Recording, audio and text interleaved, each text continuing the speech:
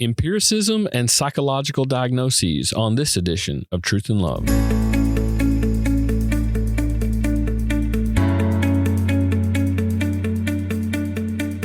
I'm Dale Johnson, and you're listening to Truth and Love, a podcast of the Association of Certified Biblical Counselors, where we seek to provide biblical solutions to the problems that people face.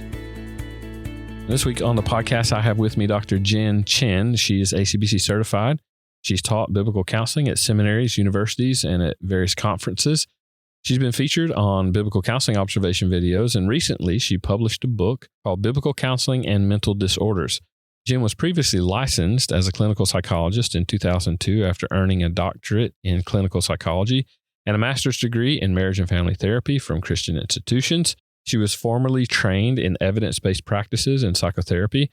However, midway through her psychologist career, Jenn ended up receiving biblical counseling, after which she returned to school for a master's in biblical counseling. And she left the secular world of mental health to practice biblical counseling. And Jenn, today, I want to talk about this concept of empiricism. Maybe I'll give a little bit of background that I think can be helpful as to why I even started this conversation with you, why I thought it was maybe a helpful topic. And I thought, man, you'd be a really good person to help us to think about this. I see a lot of confusion with this idea of empiricism or empirical thought. Definitely. And yeah, this sort of concept of empiricism, I think it gets sort of an elevated understanding, and people sort of equate it synonymously with something that is settled science versus empirical data that validates some sort of theory. And so I want to make sure when people are reading information that when they read about empirical data or empiricism,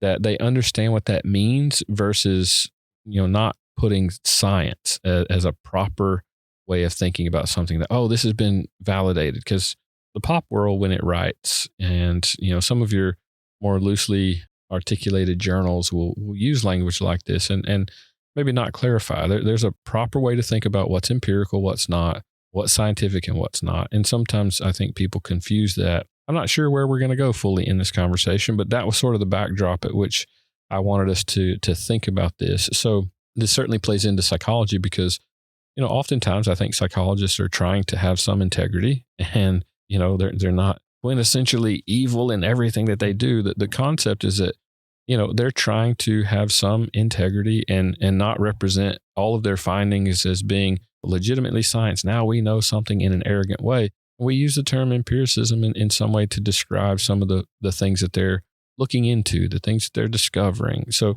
talk a little bit about psychology, what it is, what they're actually claiming when they're doing research, and how empiricism or empirical thought sort of plays into that. It's interesting because I teach an introduction to psychology course, and psychology texts always at the beginning state psychology is a science. So it's its claim to a science, but at the same time, it's saying it's seeking to explain why human beings think, feel, and act the way they do.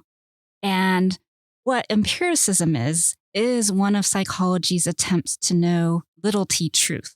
But it is a philosophical idea that knowledge comes primarily from our sensory experiences, and that forms the core principle behind the scientific method, which relies on observation, data collection, and then testing hypotheses and drawing conclusions. And so it's attempting to know through observation, through what we can use through our senses.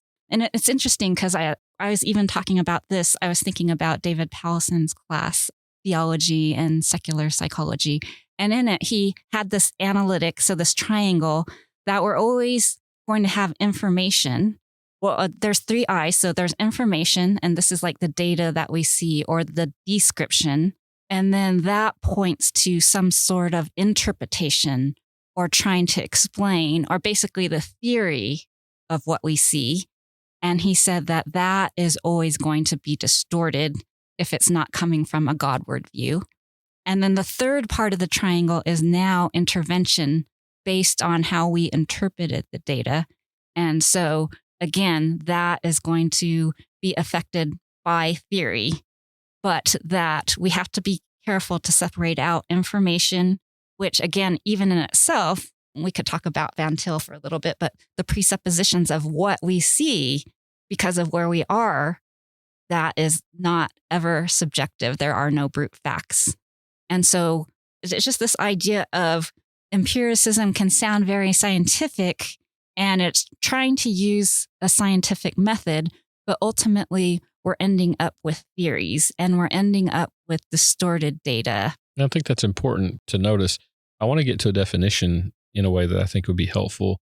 But even before we describe that, we have to understand who we are as human beings. And from a biblical perspective, certainly we have a material body, and we can do all kinds of scientific research on the material body. We can even study, behaviors and whatnot. But biblically, we have to understand that there's an immaterial part of who we are. So when we try to do empirical research on the human being to narrow down variables as to what could be contributing to behavior that we see coming out, there could be lots of reasons for that, right? Which could include outside influence, which certainly includes the active heart, it's always active in past experiences, what's flowing in my mind right now, what my experience was today, and what I interpret in the given moment that this event is happening. Like all kinds of things are playing in, and we try to narrow down in a quote unquote empirical way. It's hard to do that. I mean, this is why the definition of psychology changed in 1879. Is Wundt recognized that you could not understand a human being from a scientific perspective if we maintained our understanding of psychology the way it was defined before 1879, which was the study of the psyche, the soul, right? Study of the immaterial part of who humanity is. But he recognized if we're going to apply this whole naturalistic philosophy to man. Keyword philosophy versus science. Versus science, that's right. If we're going to apply the scientific method under this philosophy of naturalism, then we have to redefine what psychology is. It's not a study of the immaterial man or the soul. It's a study of emotions, behaviors, things that you can observe with the natural eye, things that you can experience and feel in the natural world. And that's a truncating. That's an alteration of anthropology from the word go. So let's back up. Okay. Knowing that little bit of history, I think could be helpful. Let's talk about a definition. It's always good to frame, when we talk about empiricism or whatever we're talking about, frame this in so that we have common language, we know what we're talking about. So give a definition of this concept of empiricism. You've described it.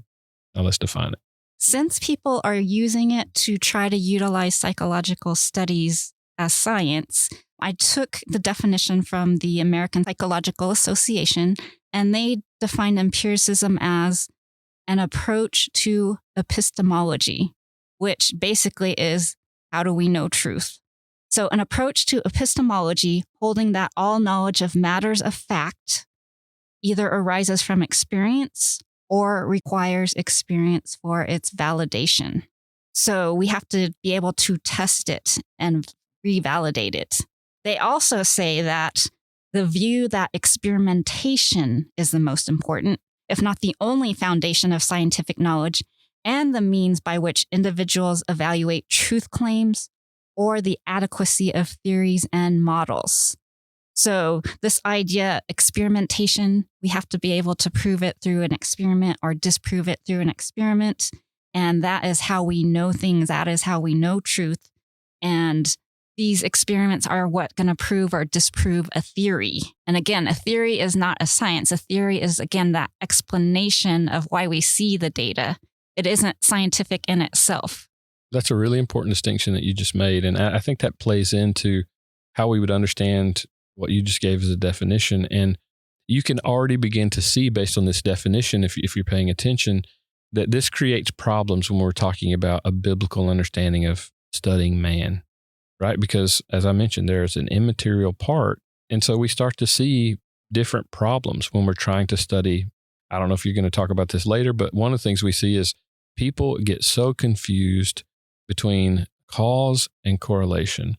Yes. Right? Cause and correlation. So when we talk about empirical nature of things, because we can't reduce the variability, because the immaterial part of man, you can't study that part scientifically and motivation specifically, it's hard to describe something as being causal, right? Exactly. Versus something that correlates, right? So talk about some of the problems, that being one for sure, but there are other problems that we see with even this definition applied to a biblical understanding of humanity. Right. So first of all, just that whole idea of variability, even just body-wise, there are so many variables that it's hard to even talk about some sort of disease process at times. I mean, yes, there could be things that can contribute to something and different influences about why somebody might develop an illness. It could be genetic components. It could be behavioral components. There could be environmental components, and it's already complicated, right? But now you're getting out of the material body into the immaterial, where there are just millions more variables. I mean, and we're just talking about, again, some of the things we just talked about bodily wise, but then most of all, our worshiping heart in the center. We're talking about we're socially embedded, and we live in a culture or multiple cultures that are going to influence the way that we think and frame things and our worldview. And then, of course, we are in a spiritually embattled place where there is an evil one who wants to, although for the believer, he can't have our soul. He definitely does not want us to flourish. He comes to steal and kill and destroy. But yet there is the God, the infinite God around all of this. And empiricism cannot capture all of these variables. An experiment cannot capture all these variables when we're talking about why do people think, act, and feel the way they do. Yeah, and I think that starts us in a much better place to try and understand. Okay, what are they trying to accomplish in a secular world? I appreciate what they're trying to accomplish, but they're not starting with some of those major variables that start to provide us as Christians reality. They're not starting with the God of the universe. They're not starting with this immaterial part of man that is responsible to God, that is active in our heart, and so on.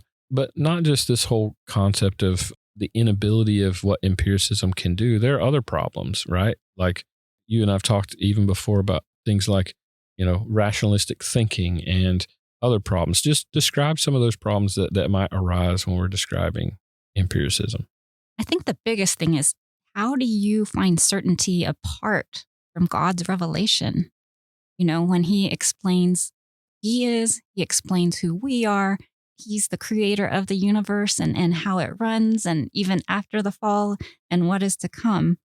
And yet we want to try to explain man through a scientific method that is so faulty, in part because of the noetic effects of the fall, which is just simply meaning that all of us, noetic comes from our mind, and that because of the fall, there's things, the way our intellect, it can be distorted, and how we see things can be distorted. And then the things that we worship are distorted. And so it really starts to interfere with our ability to really study things from an objective manner in which the empiricists are trying to do. That's one thought. And then another thought, this is actually from Weber, Max Weber. I don't even know if I'm saying, is it Weber, like Wundt? Weber, yeah. Weber.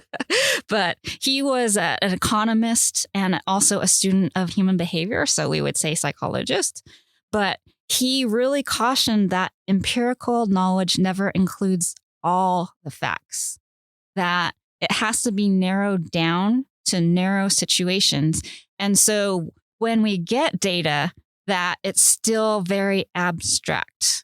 And he's not saying let's just throw out all empiricism altogether, but we have to know that this is a generalization, that we cannot universalize things. So the thing about these studies, it's interesting for me too, even part of my journey too, as an Asian American woman, of seeing how much of the psychology sometimes were from a upper middle class male worldview. And then that describes what's normal. But just in things like in psychological assessment, the norms tend to be based around Caucasian, middle class, somewhat educated person. And so if the way I'm trying to measure somebody is compared to that, it makes it very confusing about the subjectivity of these norms that I have, meaning I'm comparing somebody not from that norm group to this group of people, and then making a statement about the way they are, maybe their intelligence or their memory or their attention, when is it allowed to be that generalizable? So maybe even too with some of the empiric studies where they'll say, oh, this type of treatment, but then it's interesting. They've done a study where so much scientific research is actually done on college students who are taking a class in psychology. And so can we base our results and universalize them because this is what we discovered with college students? So it's just very complicated. And then all the variables within that, where they're just really trying to, just because something is empirically validated with one particular sample, because all experiments are done just on a sample group, because we can't do an experiment on the whole country or a whole anything. How much of that are we really able to say that, therefore, that means it works for these other people? And that it's cause and effect versus it correlates. I mean, so I wrote down a couple of things that you said that I as you're talking about Weber and his contribution, and you say that he describes empiricism as it's carefully limited to narrow interest or narrow situations. That's fascinating to me that he's even recognizing he has an agenda, right? If you've ever read Weber, he has an agenda of what he's trying to accomplish, but he's recognizing the value of empiricism is certainly not what we give it to today. He's recognizing its limitations. And I think today when people read empirical research, they sort of equate it as if it is this sort of cause and effect explanation of things, or it becomes this so strong correlation that just around the corner we're going to discover the cause and effect. That's actually not what he's describing, right? He describes it, as you mentioned, even in terms of generalizations. That's what empiricism can accomplish. I think often we're giving it way too much credit. And what I'm seeing happen is we're accepting empirical ideas and theories, and it's causing us to reshape even our method and how we approach different things in biblical counseling. It's making us sort of like question how we think about the Bible or whether it is really sufficient and comprehensive and so on. So these are the kinds of things that raise up in my mind. And I think that was really helpful to hear, and Weber's not alone in this, right? Where he would describe the generalization of empiricism, its usefulness for very narrow situations. And it's not extrapolated. You can't extrapolate that information and apply it broadly in the way that we do, as if it's a law versus some, generic theory or concept. And those are two radically different things. So now let's sort of bring this discussion into the realm of psych diagnosis, okay, or psychiatric diagnosis. And so talk about empiricism as it relates to, maybe in our world, what we're more familiar with is maybe less of the inventory and statistical analysis of different groups of people in sociological or psychological studies, but we're more familiar with the DSM and its constructs. So talk about how empiricism is utilized or within the context of psych diagnosis. So in terms of psychiatric diagnoses, empiricism refers to the practice of basing diagnoses primarily on observable, measurable symptoms and behaviors, and then relying heavily on clinical data and research findings rather than solely on subjective interpretation. So they're aiming to create a more objective and reliable diagnostic process. So essentially, it's emphasizing the importance of gathering evidence through observation and systematic study to be able to inform psychiatric diagnoses. Yeah, so what they're trying to do is take a philosophical approach as they observe with natural eyes. They're putting together in a subjective way the best information that they can, what they think happens more consistently, and they're trying to achieve something objective. Now, notice in that admission, how you described that, what's not achieved yet, not objectivity, right? Right. They're seeking to do that, but empiricism is not accomplishing that, right? Empiricism is just giving generalizations, hoping that at some point we can state something more clearly scientific. But that when you read empirical or empiricism, just be very cautious about those types of observations, those types of subjectivity in approach to these diagnoses.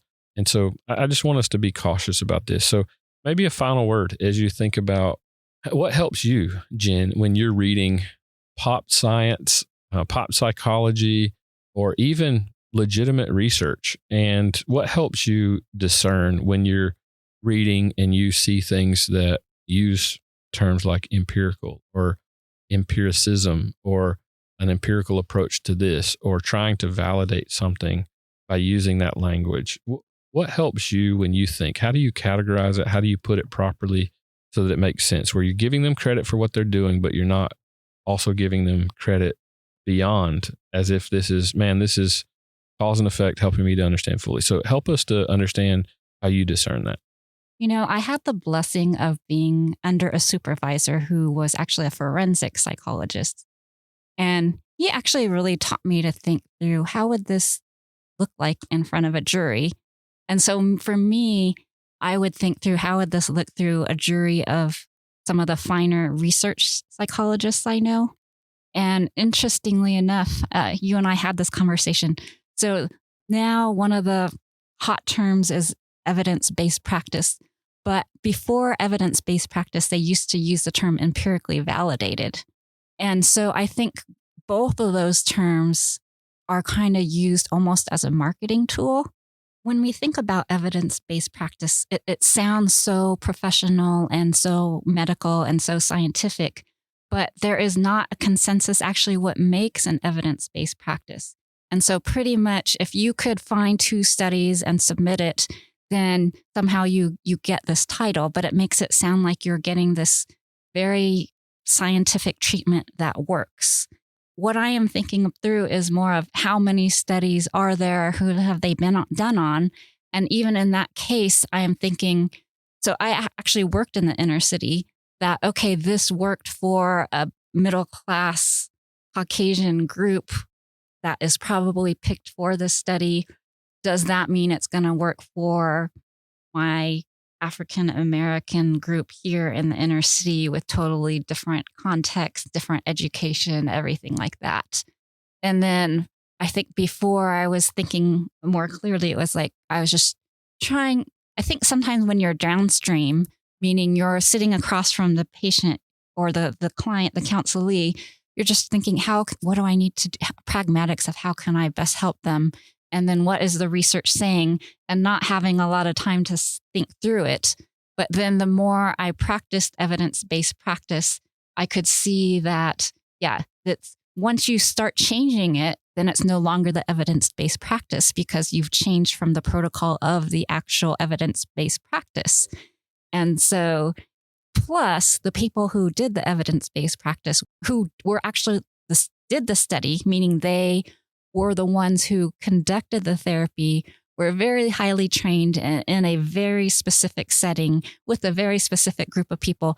So it may have helped in that particular setting. And then what did it actually help with? So maybe it helped at the end of treatment, but what about 6 months down the line? What about a year down the line?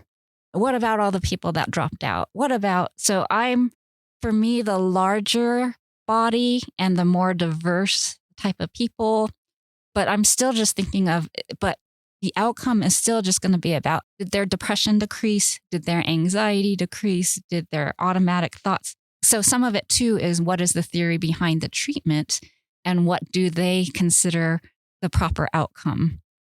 Because if it's cognitive behavioral, then obviously the outcome they want is the thoughts and the behaviors changed. So it's just, again, how do we even measure? How do we decide what the measurement of success is or what efficacy is? Yeah, that's so helpful to just pause and think about. I want to bring this around, and maybe it's the last thing we can shut down with. But to me, what you're describing, we have to see that there's an opportunity cost in this, Jen, right? The opportunity cost is if we buy into these concepts of empiricism, okay, and I'm not just trying to dismiss them out of hand. Can we learn different things about how groups of people behave in certain ways? Okay, I mean, some of that can be helpful. But to recognize what empiricism actually means is generalizations, subjective observations. We're not talking about cause and effect scientific approaches. And my concern is the opportunity cost is it's diminishing the way we see the authority and the beauty and the sufficiency of the Bible, in how it really helps us to understand and make us aware of what's happening in the depths of a human being in any given moment. There's nothing else known to man that can accomplish that work. You see, every single counseling theory and approach psychological study is trying to make man aware of man. And with all subjectivity, can they observe certain things outwardly? Yes. But can they tell us identity, who man is, what makes man go, what motivates man?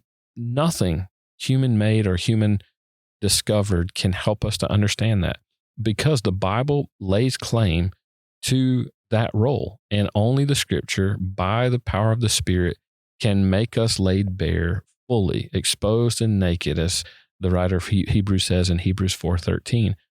Only the Scriptures, the perfect law of liberty, can help us to see the type of man that we really are. And so all this psychological stuff is trying to make us as people self-aware. And yet that's the Bible's domain. It's claiming that it does that, and nothing else can do that except the Word by the Spirit in the depths of the human being, that not even we, as we look at our own life, can do, because we're deceived. So my concern in all this language is not like, hey, I'm wanting to throw out everything that we see with quote unquote empirical language. None of it's useful or whatever. Like, no, let's put it in its category. People are starting to take it as if it's completely scientific. We just need to bow to it. No, it's observation. It's subjective. It's generalizations. It's causing us to devalue the Bible. So let's pay attention to what the Scripture's claiming it can do, and nothing else that man has discovered or created can accomplish self-awareness the way the Bible helps us to see ourselves for who we really are. Any final thoughts on that concept and the opportunity cost that's there? Right. I can't go back, and God has his reasons, but I wish I had spent, those 20 years in psychology learning more about his word and who he is through his word and my relationship with him, rather than learning all these theories. And yet he's, in his providence and in his sovereignty, allowed me to that. But that makes actually my Bible reading all the more sweet. Yeah, and it does. And I really want to make sure that we're clear on, may these things, as we get intrigued by them, I'm intrigued when I read things like this. You are. But our intrigue of these things not veil what we see as the beauty and the sufficiency of the Word, and keep us from what are the wonderful riches of the treasures of wisdom and knowledge found in Christ. And I want us to be able to promote that unashamed in all of its beauty for the good of man and the glory of God. Thanks for helping us think through this today. I think this concept of empiricism, empirical thinking, can be confusing to some, and I think you've offered some clarity on it for us, so thank you for that. Thanks for having me.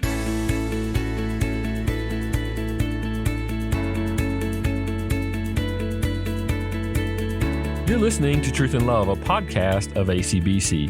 I'm so thankful for Dr. Chen and all the things that she does to promote a biblical view of counseling. I wanted to mention our certification process. ACBC is a certifying organization, and we seek to train and hold accountable those who go through our certification process. This process is a 3-phase process, starting with fundamentals training, reading and observing counseling in phase 1. In phase 2, this information is put into practice as applicants work through our theology and counseling exams. And then finally, in phase 3, we require 50 hours of supervised counseling under the oversight of one of our fellows. This process is designed to teach, test, and train in the ministry of God's Word to others in a private setting. And please consider this process, as it's a wonderful resource dedicated to helping pastors and those in your congregation grow in discipleship. It's a wonderful process, and I would encourage you to go to our website to learn more about how you can begin the process of certification today. Visit us at biblicalcounseling.com.